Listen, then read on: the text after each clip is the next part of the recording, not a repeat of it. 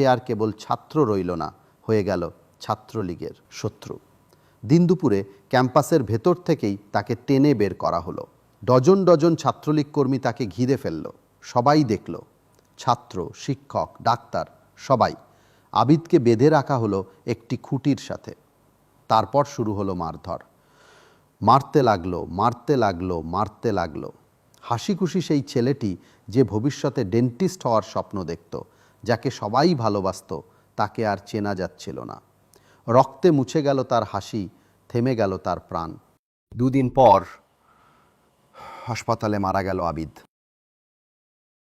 আবিদের মা ক্যাম্পাসের শীর্ষ ছাত্রলীগ নেতাদের বিরুদ্ধে মামলা করেছিলেন, কিন্তু ভয়, ভীতি আর হুমকির মুখে তাকে চুপ করিয়ে দেওয়া হলো। আর 7 বছরের লম্বা লড়াইয়ের পর আদালতে প্রত্যেক অভিযুক্তকে খালাস দেওয়া হলো।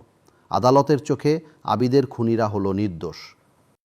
ভাবতে হয়, যদি সেদিন আবিদ দেয়ালে না লিখত, ছাত্রদলে যোগ দিন,